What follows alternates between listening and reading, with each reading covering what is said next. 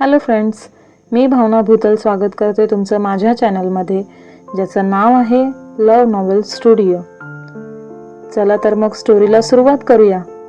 पण त्याआधी चॅनलला सबस्क्राईब केलं नसेल तर सबस्क्राईब करा आणि बेल आयकॉनवरती क्लिक करा. कथेचं नाव आहे ताल, एक राजनैतिक बंधन. लेखिका भावना भूतल, व्हिडिओ एडिटर सोनाली जाधव. भाग 1. स्थळ मुंबई, बांद्रा. आई गं! साधारण 18-19 वर्षीय तरुणी वेदनेने कळवळत होती. प्रसूतीपूर्व वेदनेने ती प्रचंड त्रस्त झालेली. तिचं अंग पूर्ण घामाने चिंब झालेलं. कळा एकामागोमाग एक तीव्र वेदनेने येतच होत्या. कधी एकदाची ह्यातून सुटका होते अशी तिची अवस्था झालेली. तू प्लीज थोडंसं सहन करशील का? हे बघ, आपण आलोय आता हॉस्पिटलमध्ये. तिला एका बाकड्यावर बसवत तिची समजूत काढत डॉक्टरांना आवाज देतच तो हॉस्पिटलमध्ये इकडून तिकडे सैरभैर पळू लागला. डॉक्टर कुठे? वॉर्डबॉयची कॉलर धरत त्याने धमकावतच त्याला विचारले. वॉर्डबॉयने एका कॅबिनकडे इशारा केला. त्याने पळतच कॅबिनच्या दिशेने धाव घेतली. घाई गडबडीतच त्याने कॅबिनचा दरवाजा पुढे लोटला. डॉक्टर, प्लीज माझ्यासोबत चला. माझ्या बायकोचा जीव वाचवा. डॉक्टरला विनवण्या करतच तो म्हणाला. हे बघा, मी तुमच्या पुढे हात जोडतो. मला ह्यामध्ये घेऊ नका. जर मी तुमच्या बायकोचा जीव वाचवला तर माझं घरदार रस्त्यावर येईल. तुम्ही त्यांना दुसऱ्या हॉस्पिटलमध्ये घेऊन जा. डॉक्टर म्हणाले, जर तू आत्ताच्या आत्ता माझ्यासोबत बाहेर नाही आलास तर मी तुझा जीव घेईल, एवढं नक्की. डॉक्टरांना धमकावतच तो म्हणाला आणि ओढतच तो त्यांना स्वतःसोबत घेऊन बाहेर आला. ती वेदनेने कणत होती. डॉक्टरांनी थरथरत्या हाताने स्टेथोस्कोप कानात खुपसला. तिला तपासायला ते पुढे जाणार तोच आबा स्वतःच्या माणसांसोबत तिथे हजर राहिले. काय तमाशा लावलाय इथे? प्रेमाने समजवलेलं समजत नाही का तुम्हाला? यांना घेऊन चला इथून. आबांनी हुकूम सोडताच उंच धिप्पाड माणसांनी पेहरा घालत त्याला ओढतच हॉस्पिटल बाहेर आणले. ती वेदनाहीन नजरेने त्यांच्याकडे पाहू लागली. तिची शुद्ध हळूहळू हरपत चालली होती. प्लीज सोडा आम्हाला. तिला आमची गरज आहे. आबा प्लीज. प्लीज सोडा आम्हाला. तिला आमची गरज आहे. आबा प्लीज. तो जीवाच्या आकांताने ओरडत होता. दुसऱ्याच्या पापाला स्वतःचं नाव द्यायला निघालात तुम्ही? जरा जनाची नाही तर मनाची लाज बाळगा. आबा ओरडले. आमचं मूल आहे ते. आमच्या बायकोबद्दल काहीही बोललेलं आम्ही खपवून घेणार नाही. खबरदार, परत असले शब्द आमच्या बायकोबद्दल काढले तर. आबांची कॉलर धरत त्यांना धमकावतच तो म्हणाला. आबांनी एक सनसनी कानशिलात त्याच्या लावून दिली तसा त्याचा आबांच्या कॉलरपाशी धरलेला हात सुटला. टाका ह्याला गाडीत आणि घेऊन सरळ घरचा रस्ता गाठा. मी इथलं सगळं आटोपतो. ह्याचं काय करायचं हे पण सांगतो तुम्हाला. असं म्हणत आबा पुन्हा हॉस्पिटलच्या दिशेने वळले. आबा प्लीज आम्हाला सोडा. त्या शैतानांच्या तावडीतून स्वतःला सोडवण्याचा प्रयत्न करतच तो म्हणाला. जबरदस्ती त्याला गाडीत डांबले. मीडियावाले इथे पोहोचायच्या आत हिचा काय तो सोक्षमोक्ष लावला पाहिजे आणि सगळं नाव तुमच्या साहेबांवर गेलं पाहिजे. जिच्या जीवावर तो मुख्यमंत्री बनला तिलाच आत्ता प्यादा म्हणून वापरून ह्याला मुख्यमंत्री पदावरून खाली नाही उतरवला तर नावाचा आबा पेशवे नाही मी. पिळदार मिशी चिमटीत पकडतच आबा म्हणाले. आबा ती नाही तिथे. संपूर्ण हॉस्पिटल शोधलं मी. सम्राट आबांचा मुलगा दापा टाकतच आबांजवळ येत म्हणाला, काय? आबांनी रागातच त्याची कॉलर पकडली. क्षणभरात भीतीची एक लहर त्यांच्या संपूर्ण अंगभर बिनली. दुसऱ्याच क्षणी त्यांनी सम्राटला बाजूला ढकलले. ती खरंच हॉस्पिटलमध्ये आहे की नाही ह्याची खात्री करून घ्यायला लगबगीतच ते हॉस्पिटलमध्ये शिरले. सम्राट त्यांना आत शिरताना पाहतच राहिला.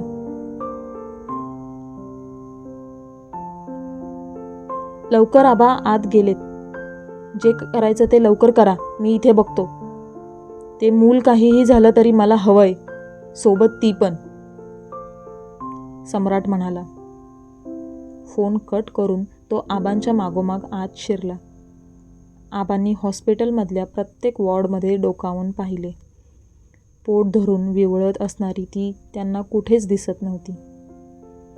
खिशातून रुमाल काढत भीतीने कपाळावर साचलेले घामाचे थेंब त्यांनी पुसले. आता काय करायचं?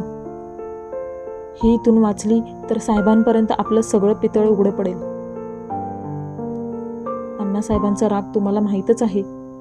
जरी तिने काही सांगितलं नाही तरी छोटे साहेब अण्णांना सांगितल्याशिवाय राहणार नाहीत. खूप कठीण होऊन बसले हे आबा. आबांचा राईट हँड म्हणाला, संपवून टाका त्याला. आबा निर्विकारपणे म्हणाले. आबा. सगळ्यांनी घाबरतच आबांकडे पाहिले. राजनीतीमध्ये नातीगोती हा आबा विसरतो. कार ॲक्सिडेंट दाखवून मॅटर इथेच क्लोज करा. आणि तू. सम्राट समोर येऊन आबा उभे राहिले. सम्राट घाबरतच स्वतःच्या वडिलांकडे पाहू लागला. गेम खेळतोयस ना बापासोबत? रागातच सम्राटची कॉलर त्यांनी पकडली. तुमच्यासोबत असलं काही करायची हिंमत होईल का माझी? ते पण असल्या मुलीसाठी जिच्यामुळे तुमचं मुख्यमंत्री पद हातातून गेलं. सम्राट एक एक शब्द जोडतच अण्णांना म्हणाला. आतून भीतीने तो सुद्धा कापत होता, पण चेहऱ्यावर त्याने तसं दाखवून दिलं नाही. आबांनी रागातच त्याला मागे लोटलं.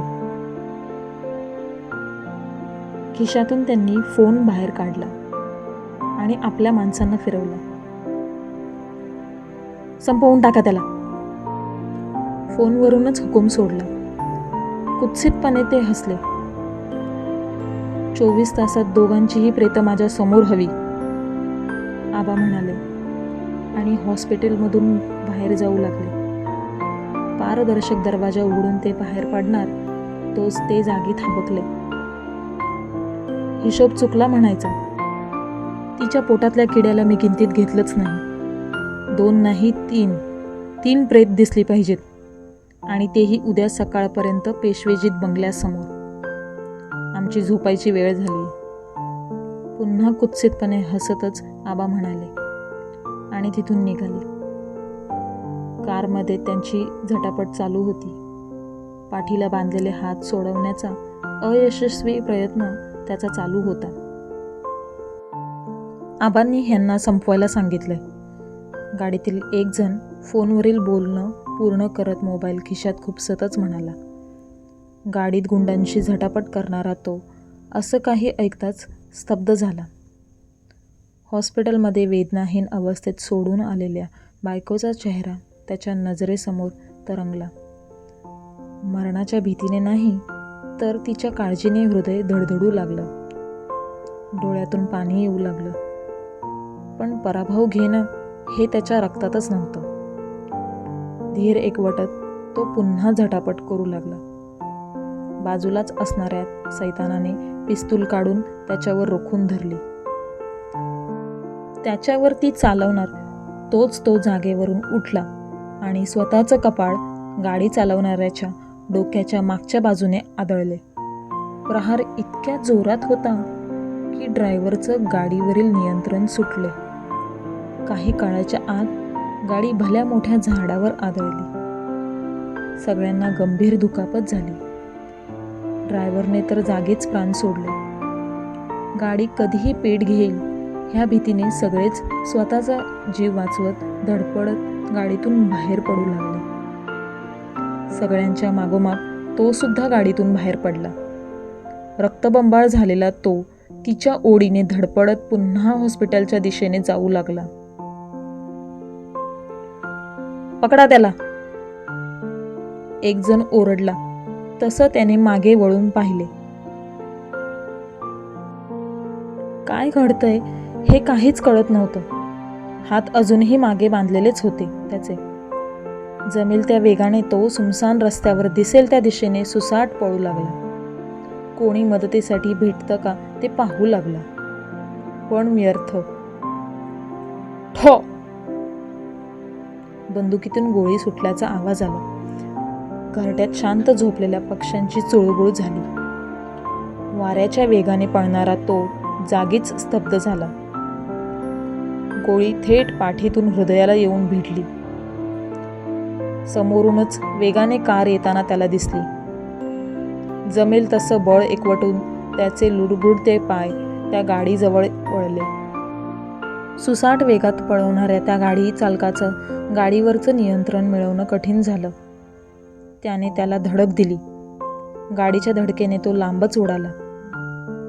पाठी बांधलेले हात त्यावर वेदनेने होणाऱ्या शरीराचा भार घेत तो निश्चित पडून राहिला. ह्या सगळ्यातून तो वाचेल ह्याची काहीच शाश्वती नव्हती. रक्ताच्या थारोळ्यात त्याचा माखलेला देह बघायला गाडीतून तो बाहेर पडला, जो ह्या सगळ्याला कारणीभूत होता. वर्तमान काळ. ए माझी बबुडी, कम ना बच्चा, बाबाला किती त्रास देत आहेत तुम्ही? बाबाला ऑफिसमध्ये जायला उशीर होतोय ग राणी. बेडखाली दडून बसलेल्या कन्येची समजूत काढतच सिड म्हणाला. पण सिडची राजकन्या मात्र गाल फुगवून हाताची घडी घालून बसली होती. आज सिडकडे ती साधं बघत पण नव्हती. परी कम ना. सिड रडकुंडीला येतच तिला म्हणाला.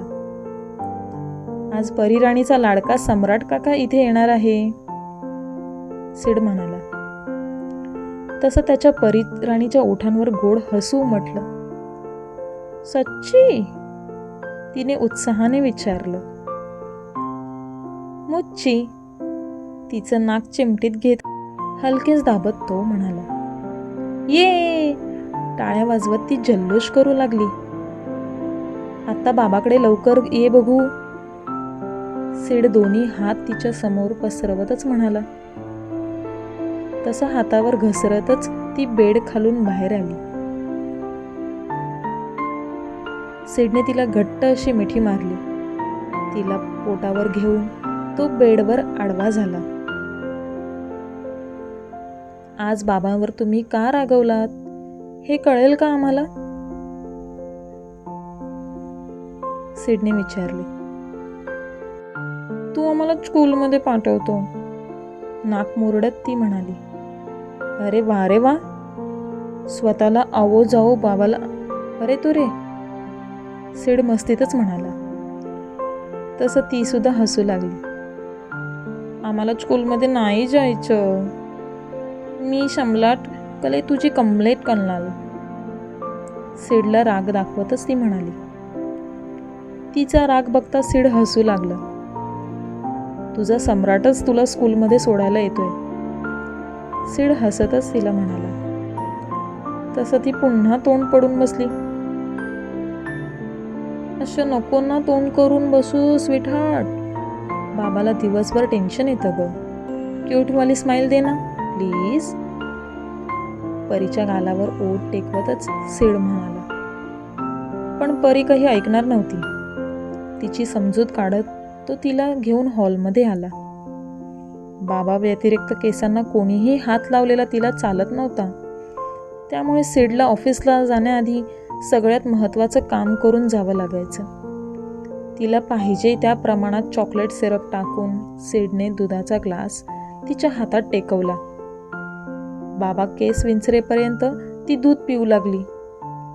स्कूलमधून आल्यावर बाबाला व्हिडिओ कॉल करणार ना डार्लिंग, परीच्या गालावर ओठ टेकवतच त्याने विचारले. आम्हाला स्कूल नाही ना आवलत, हे घल पण किती छोटूसं आहे. आम्हाला त्यावाला बिगवाला गली जायचं आहे. तिकडे आई पण आहे ना. एवढ्याशा जीवातून एवढे मोठमोठे शब्द ऐकून तो काही क्षण सुन्न झाला. ती तुमची आई नाही आहे सानिध्या. आपण परत तिथे कधीच जाणार नाही. जर तुम्ही पुन्हा तिथे जायचं बोललात तर बाबा कट्टी घेणार तुमच्याशी आणि तुम्हाला सोडून दूर निघून जाणार. चालेल तुम्हाला? सिद्ध प्रेमाने समजावण्याचा तिला प्रयत्न करत होता, पण आज त्या प्रेमात थोडा राग उतरला होता. दिवसेंदिवस सानिध्याचा हट्टीपणा वाढत चालला होता. कुठेतरी तो सुद्धा ह्या सगळ्याला जबाबदार आहे असं त्याला वाटत होतं. सानिध्या ओठ दुमडून बसली होती. बाबांनी तिच्यावर रागावलेलं तिला अजिबात आवडायचं नाही. तिच्याकडे दुर्लक्ष करत सिड स्वतःची तयारी करण्यासाठी खोलीत निघून आला. लाधा, आम्हाला आमच्या बाबाच्या खोलीत ने. घरात काम करणाऱ्या नोकरानीवर हुकूम सोडत सानिध्या म्हणाली. राधाने तिला उचलून घेतलं आणि तिला घेऊन ती सिडच्या खोलीबाहेर येऊन उभी राहिली. साहेब, सिडला बाहेरूनच राधाने आवाज दिला. कमिंग. जवळपास 5 मिनिटांनी सिड आतून ओरडला. तसं राधा सानिध्याला घेऊन आत आली. तिला व्यवस्थित तिने बेडवर बसवले आणि ती सिडच्या खोलीतून बाहेर पडली. आम्हाला तू हवाय. आम्ही पलत त्या गली जायचं नाही बोलणार. Sorry and love you. ते बोबडे स्वर त्याच्या हृदयाला स्पर्शून गेले. हातातला हेअरब्रश बेडवर फेकून देत तो तिच्या जवळ आला. डोळे नकळत पाणावले त्याचे. बेडला लागून असलेला लेग केलिपर त्याने घेतला आणि सानिध्याच्या पायात घातला. स्वीटहार्ट, आम्ही कधीला चालायला लागणार? माझ्या कुलमध्ये सगळे चालत येतात. सानिध्याने भावूक होत विचारले. लवकरच. आता आम्हाला लवकर किसी दे बघू. लेग केलिपर तिच्या पायात घालून होताच सिद्ध म्हणाला. आम्हाला बोलतोय ते. लादाला बोल ना आम्हाला गार्डनला घेऊन जायला. सानिध्यात छोटंसं तोंड करतच म्हणाली. सिद्ध काही बोलायला जाणार तोच दारावरची बेल वाजली. सानिध्याने खुश होतच सिडकडे पाहिले. आता बोर नाही होणार तू? सिड हसतच म्हणाला.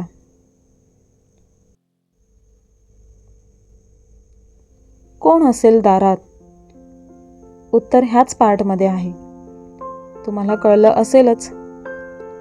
सिड आणि सानिध्या कशी वाटली जोडी? कमेंटमध्ये नक्की कळवा.